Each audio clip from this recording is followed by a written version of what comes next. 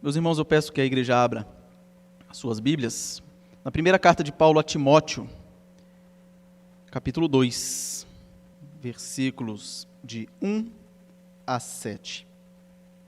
Eu peço que os irmãos deixem a Bíblia aberta e conforme nós formos expondo o texto, os irmãos vão acompanhando aí a passagem. Antes de lermos, vou fazer um apanhado aqui geral do que nós já falamos. Hoje é o quarto sermão nessa primeira carta de Paulo a Timóteo.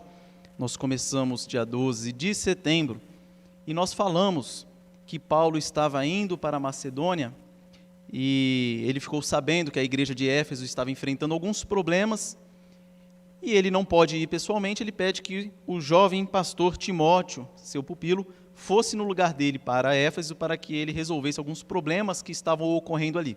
No decorrer da carta, a gente vai perceber quais são esses problemas que estavam havendo na igreja de Éfeso. E nós já vimos aqui que um dos problemas eram as falsas doutrinas que estavam sendo ensinadas lá e os falsos mestres. Então, nós aprendemos isso no primeiro sermão. No segundo sermão, nós aprendemos que Paulo ele reconheceu a graça de Cristo na vida dele, a graça que o salvou, ele que se considerava um dos piores pecadores. E por último, no último sermão, nessa passagem, nós aprendemos que nós devemos combater o bom combate. E que bom combate é esse? É o bom combate de manter a pureza da igreja, manter a sã doutrina da igreja. E nós devemos fazer isso não rejeitando a fé, ou seja, não rejeitando a sã doutrina e também não rejeitando a boa consciência, que são os alertas do Espírito Santo quando está nos avisando que nós estamos pecando ou que nós estamos prestes a pecar e nós não podemos rejeitar isso. Foi tudo isso que nós vimos. Então, o que nós aprendemos disso? Que uma igreja bíblica, uma igreja que Deus quer que ela seja, ela se protege dos falsos mestres, ela se protege das falsas doutrinas, ela reconhece a graça de Jesus Cristo na salvação, salvação somente pela graça, e ela combate o bom combate. Hoje nós veremos a quarta característica de uma igreja daquela que Deus quer que ela seja, daquela que Ele nos deu a sua orientação aqui nessa carta de 1 Timóteo. Então, peço que os irmãos acompanhem a leitura, 1 Timóteo, capítulo 2, versículos de 1 a 7. Assim nos diz a palavra de Deus. Antes de tudo, pois, exorto que se use a prática de súplicas, orações, intercessões, ações de graças em favor de todos os homens, em favor dos reis e de todos os que se acham investidos de autoridade, para que vivamos vida tranquila e mansa, com toda a piedade e respeito. Isto é bom e aceitável diante de Deus, nosso Salvador, o qual deseja que todos os homens sejam salvos e cheguem ao pleno conhecimento da verdade. Porquanto há um só Deus e um só mediador entre Deus e os homens, Cristo Jesus, homem, o qual a si mesmo se deu em resgate por todos, testemunho que se deve prestar em tempos oportunos. Para isto fui designado pregador e apóstolo, afirmo a verdade, não minto, mestre dos gentios, na fé e na verdade. Oremos. Senhor nosso Deus, nós te pedimos neste momento que teu Espírito Santo nos ilumine, para que nós entendamos corretamente a tua palavra, para que nós nos apeguemos a ela, para que ela faça diferença em nossa vida, que nós possamos obedecer à tua vontade. Muito obrigado por termos a tua palavra neste momento e por podermos expô-la livremente em nosso país. Muito obrigado por tudo, em nome de Jesus. Amém. Meus irmãos, no primeiro versículo nós já aprendemos uma coisa muito importante. No primeiro versículo diz, antes de tudo, ou seja, preliminarmente, em primeiro lugar, antes de mais nada. Antes de mais nada, o quê? E aí ele vem com a exortação, que se usem de súplicas, orações, intercessões, etc. Aqui nós já aprendemos a primeira lição, a importância da oração. Uma igreja bíblica, ela tem a oração como carro-chefe. Graças a Deus, a nossa igreja está de parabéns nisso. A nossa igreja, ela tem, inclusive, na sua liturgia, diferentes orações, que nós veremos aqui no decorrer do versículo. Por exemplo, oração de adoração, oração de confissão de pecados, oração de gratidão. Então aqui nós aprendemos primeiro a importância da oração. Então no versículo diz, antes de tudo, pois, exorto, ou seja, estimulo, recomendo, encorajo você, Timóteo, e você deve fazer a mesma coisa na igreja aí de Éfeso. Exorto que você use de prática de súplicas, orações, intercessões, ações de graças. Esses 4 termos aqui, alguns interpretam como sendo sinônimo, mas a Bíblia de Estudos de Herança Reformada, a Bíblia de Estudos Herança Reformada, ela traz umas definições interessantes a respeito de cada um desses termos. Lá vai dizer que súplicas são pedidos humildes de livramento e sofrimentos, como aflições, doenças, necessidades espirituais. Essas são as súplicas.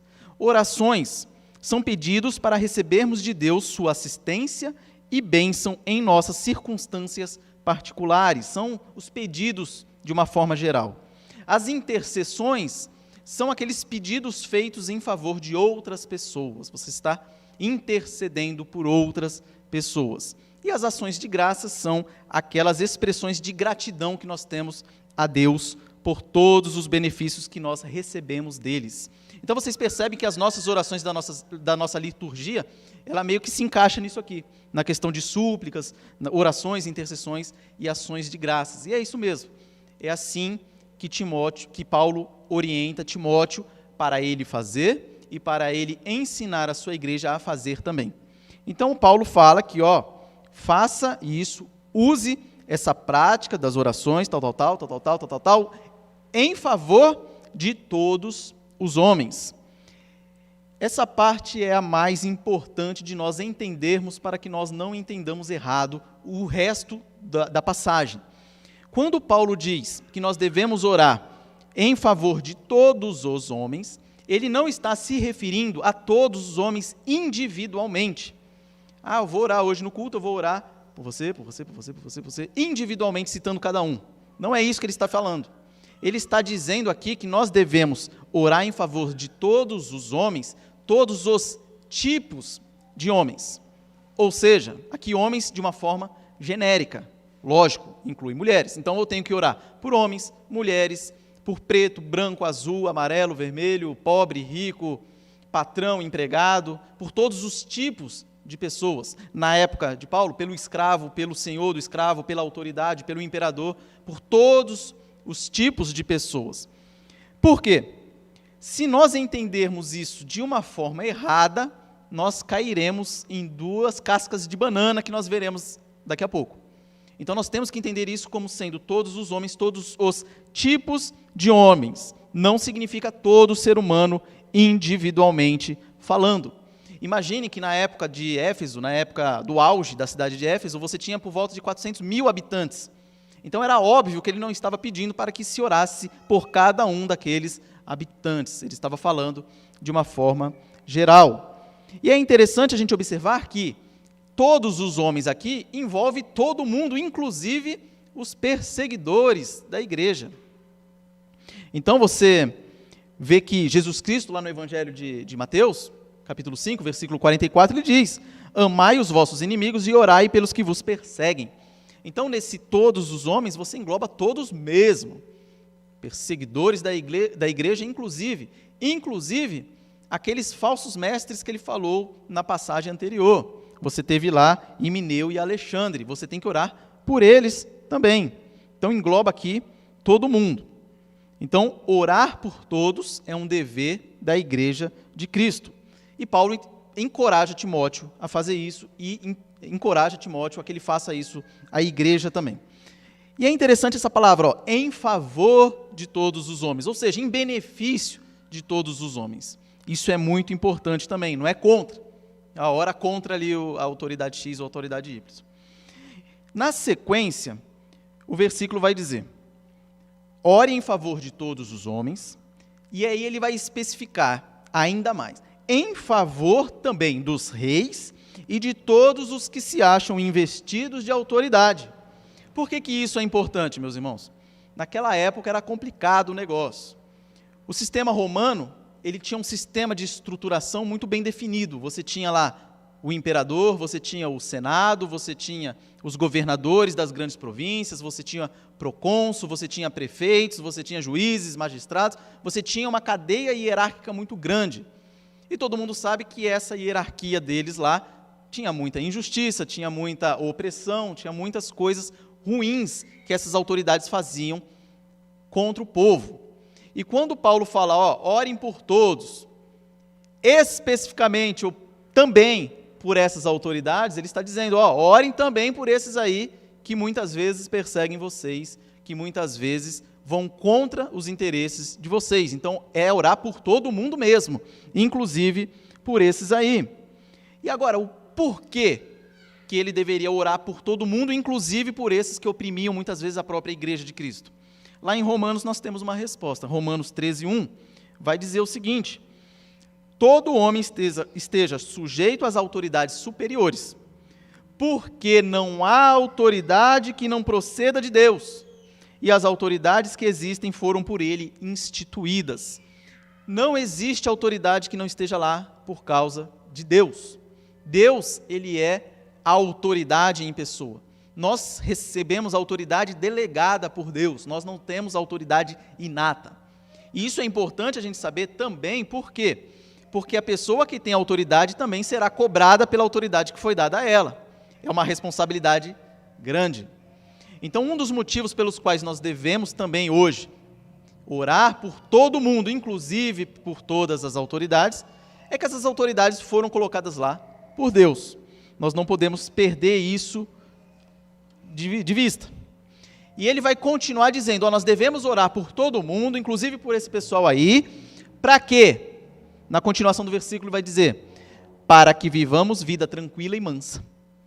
Deus ouve e usa as orações do seu povo. Deus ouve e usa a oração da sua igreja como instrumento para que ele cumpra o seu propósito, para que Deus faça a vontade dele. Ele usa as nossas orações. E ele vai dizer o seguinte, para que vivamos vida tranquila e mansa, no final do versículo vai dizer, com toda piedade e respeito. O que significa isso? Piedade, ela se refere à nossa vida com relação a Deus. Respeito, a nossa relação para com o próximo. Então, Paulo diz, Timóteo, ore e faça com que a igreja ore por toda a autoridade, por todo mundo, para que nós tenhamos também uma vida tranquila e mansa, para que Deus use a oração da sua igreja para causar temor nessas autoridades, para que elas nos deem uma vida tranquila e mansa, com toda piedade e respeito, para que eu possa ter o culto a Deus publicamente, do jeito que nós estamos fazendo aqui, para que eu possa sair aqui, poder evangelizar ali na praça, se eu quiser, tem locais que não podem fazer isso, para que eu possa andar com a minha Bíblia por onde eu quiser, para que nós possamos fazer um ponto de pregação, etc. Então, ore por essas autoridades para que vocês tenham vida tranquila e mansa. E olha o exemplo que Deus ouve e usa as nossas orações para cumprir os propósitos dele. Nós vemos lá em 2 Crônicas 7, 13 e 14, um versículo muito famoso que diz assim, Deus dizendo, se eu cerrar os céus de modo que não haja chuva, ou se ordenar aos gafanhotos que consumam a terra, ou se enviar a peste entre o meu povo, se o meu povo, que se chama pelo meu nome, se humilhar e orar, e me buscar, e se converter dos seus maus caminhos, então eu ouvirei dos céus a sua oração, perdoarei os seus pecados e sararei a sua terra. Então vejam como Deus ouve a oração do seu povo e atende a oração do seu povo. Então, resumindo, por que nós devemos orar pelas autoridades nesse momento? Nós devemos orar para que nós tenhamos tranquilidade, para que nós tenhamos paz, para que nós possamos pregar a palavra, evangelizar, fazer com que o reino se expanda. E é interesse da igreja que as autoridades respeitem essas coisas. É importante que as igrejas tenham autoridades que deixem, entre aspas, que ela faça a sua obra ou a obra de Cristo. Na sequência, no próximo versículo, vai dizer assim, isto é bom e agradável diante de Deus, nosso Senhor.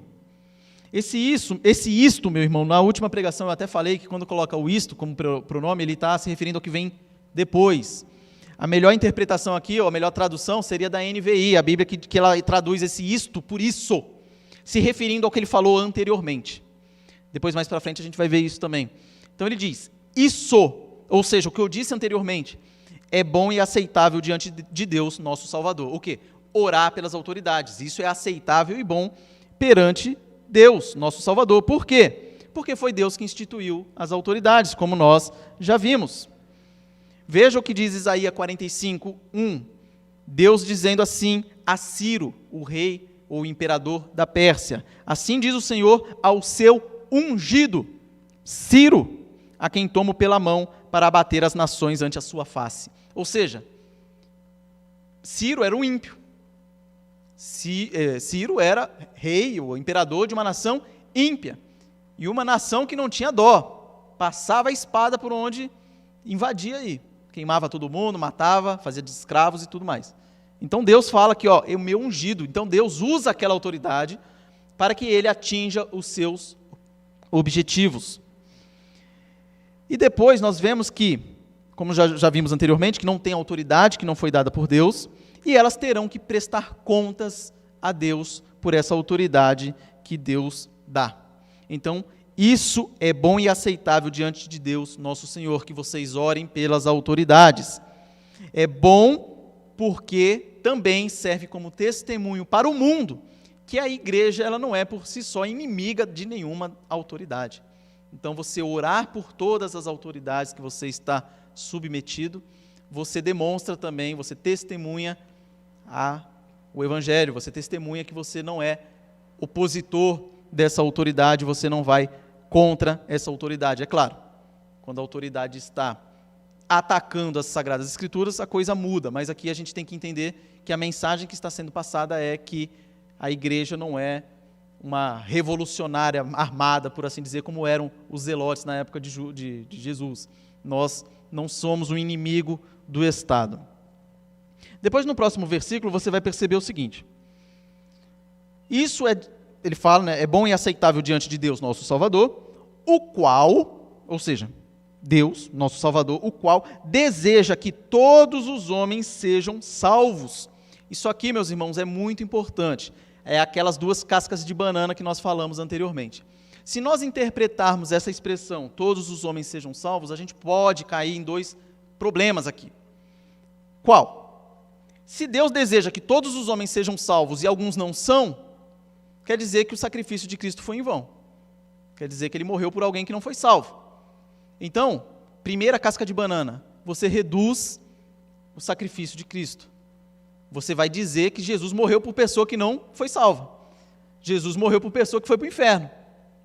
Esse é o primeiro problema que nós temos aqui, se nós interpretarmos esse todos como sendo cada um. O segundo problema é nós partirmos para o lado oposto. É entendermos que, se Deus deseja que todo homem seja salvo, é que no final vai salvar todo mundo. Nós caímos na heresia do universalismo, muito pregado hoje em dia aí no meio liberal, que diz que Deus é todo amor, e é inadmissível que um Deus todo amor ele possa mandar alguém para o inferno.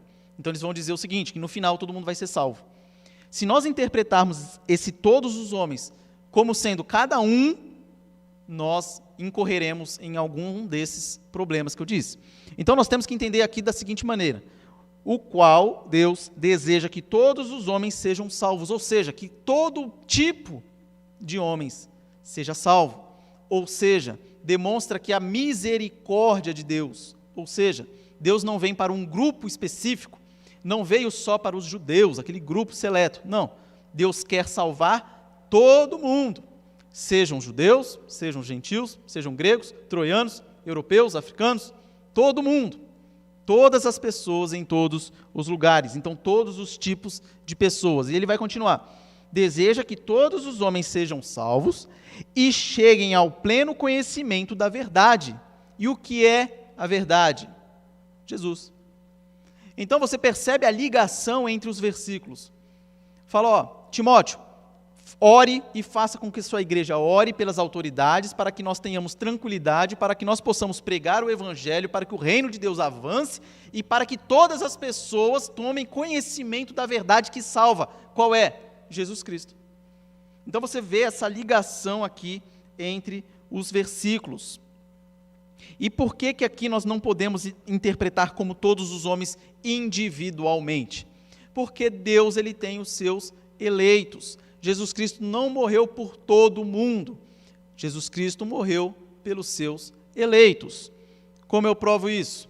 Através de algumas passagens, tem várias, mas o Evangelho de Marcos 14, 24, Jesus Cristo, na instituição da Santa Ceia, ele vai dizer: isto é o meu sangue, o sangue da nova aliança, derramado em favor de muitos, não é todos. De novo, se fossem todos, teria gente indo para o inferno que Jesus morreu por ele. Então você reduz o sacrifício de Cristo.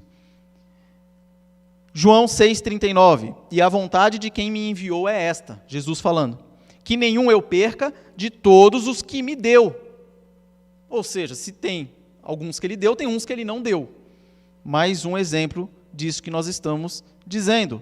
João 6,44, Jesus Cristo dizendo: ninguém pode vir a mim se o Pai que me enviou não o trouxer. Então é Deus quem leva. Toda a obra da salvação é Deus quem faz. Lá em João 10, 25 a 27, vai dizer, Jesus dizendo: já vou-lo disse e não credes, as obras que eu faço em nome de meu Pai testificam a meu respeito, mas vós não credes, porque não sois das minhas ovelhas. As minhas ovelhas ouvem a minha voz, e eu as conheço, e elas me seguem. Por fim, Atos 13, 48. Os gentios ouvindo isto, ou seja, a pregação do evangelho, feito por Paulo e Barnabé, eles regozijavam-se e glorificavam a palavra do Senhor, e creram todos os que haviam sido destinados para a vida eterna. Por isso que nós não podemos interpretar aquela passagem, todos os homens, que Deus deseja que todos os homens sejam salvos, como sendo cada um das pessoas, senão a gente vai dizer que Deus quer salvar gente que não vai ser salva. Então Deus não é todo-poderoso. Então por isso que nós temos que interpretar corretamente essas expressões. Na continuação do versículo, vai dizer, né, sejam salvos e cheguem ao pleno conhecimento da verdade. Chegar ao pleno conhecimento da verdade é que você só pode ser salvo através da verdade. Quem é a verdade? Jesus Cristo.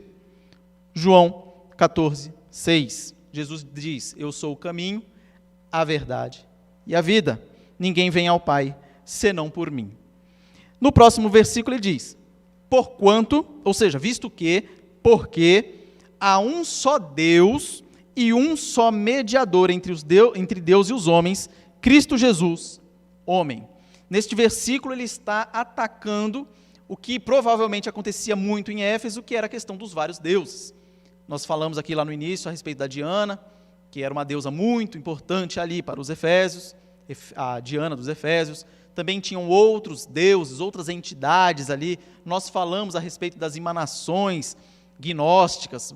Éfeso foi um berço do gnosticismo. Então eles diziam que entre nós, seres humanos, e Deus, você tem um monte de níveis aqui, um monte de entidades, e para eu chegar em Deus, eu tenho que passar por essas entidades. Então aqui Paulo está atacando isso, dizendo, há um só Deus. Imagine o impacto dessa mensagem chegando num local onde você tinha diversos deuses. E também ele vai atacar a questão de Jesus Cristo, ele vai dizer, e um só mediador. Então, essas emanações gnósticas aí, esse monte de entidade, isso aí está fora. Há um só mediador, um só que media a nossa relação entre nós e Deus, Jesus Cristo. E ele vai dizer uma palavra muito importante, homem. Isso é muito importante porque aqui ele defende também, ou ele acaba enfrentando outra heresia que rondava ali na região, a questão do docetismo, que dizia que Jesus Cristo não veio em corpo, Jesus Cristo apenas aparentava ser um corpo, ele era uma ilusão, ele era um vento, ele era uma alma, alguma coisa do tipo, e Paulo aqui ele mostra que não, Jesus Cristo, homem, com isso ele não está tirando a divindade de Cristo, nós veremos mais para frente, Jesus Cristo é 100% homem e 100% Deus, então ele vai dizer que há um só Deus e um só mediador, Cristo Jesus, homem. Então, a ênfase aqui, ela recai no fato de que Jesus, como ser humano, satisfez o resgate e é, portanto, mais adequado para ser o nosso substituto. Ele pagou a pena que era devida por nós. Lá no versículo 6, continuando, ele vai dizer, o qual, ou seja, Jesus Cristo, o qual a si mesmo se deu em resgate por todos. De novo nós temos a palavrinha todos, e de novo nós temos que interpretá-la como sendo todos os tipos de gente, todo tipo de homem. Por quê? Marcos 10, 45, vai dizer, pois o próprio Filho do Homem não veio para ser servido, mas para servir e dar a sua vida em resgate por muitos, não é todos. A Bíblia não se contradiz, então nós temos que interpretá-la corretamente. Aqui de novo, Jesus Cristo deu o seu resgate, ou fez o seu resgate, ou se deu em resgate por todos os tipos de homens. Testemunho que se deve prestar em tempos oportunos. Ou seja, essa mensagem de que Jesus Cristo veio e morreu por todos os tipos de homens, por todos os tipos de pessoas, e não só por um seleto grupo, isso é o testemunho que se deve prestar oportunamente. Dali para frente, a partir de então, deve ser pregada essa mensagem de Jesus Cristo como o único mediador entre Deus e os homens, aquele que veio em carne e morreu para nos salvar, nos livrar dos nossos pecados. E no versículo 7, que é o último, vai dizer, para isto, a mesma coisa que nós falamos anteriormente, a questão do isto, a NVI ela traduz como isso, e é o mais adequado porque se refere ao que ele falou anteriormente. Para isso, fui designado pregador e apóstolo, afirmo a verdade, não minto, mestre dos gentios na fé e na verdade. Então você vê, para isso fui designado pregador e apóstolo, aquele que leva a mensagem de Cristo, pregador, o que prega. Então, ele foi designado pregador e apóstolo, para quê? Para isso. Isso o quê? Pregar para todo mundo que Jesus é o único que salva, é o único mediador entre o Deus e os homens. E para isso, devemos orar pelas autoridades, a favor das autoridades, para que nós tenhamos vida mansa e tranquilidade, para que nós possamos pregar essa mensagem, para que nós possamos evangelizar, para que nós possamos falar de Cristo onde quer que seja. Recentemente nós tivemos na semana teológica no seminário, falando a respeito de missões. Então foi uma semana inteira, de segunda a sexta, vários missionários de diversas partes do mundo. E nós estamos acostumados a ouvir histórias da África, do Oriente Médio, da Ásia, da Índia. Geralmente a gente já está calejado de ouvir as histórias, né? Não que não sejam interessantes, são muito boas. Mas às vezes a gente ignora coisas que acontecem ao nosso redor aqui. E tinha um missionário do Uruguai, dizendo que o Uruguai, lá você não pode fazer evangelismo em locais públicos, por exemplo, hospital. Então aqui no Brasil, graças a Deus, nós temos essa liberdade. Você tem capelanias hospitalares, onde é pregado o evangelho nesses locais, traz consolo aos enfermos e tudo mais. No Uruguai, você não pode fazer isso em hospitais públicos. Você também não pode fazer evangelização na rua. Então, você percebe que a oração pelas autoridades é muito importante. Às vezes, a gente não dá valor, porque aqui nós temos essa liberdade de poder fazer todas essas coisas, graças a Deus. Mas tem locais tão pertinho da gente que não pode. Então, nós temos que orar muito por esses países onde essas autoridades não permitem que o evangelho avance.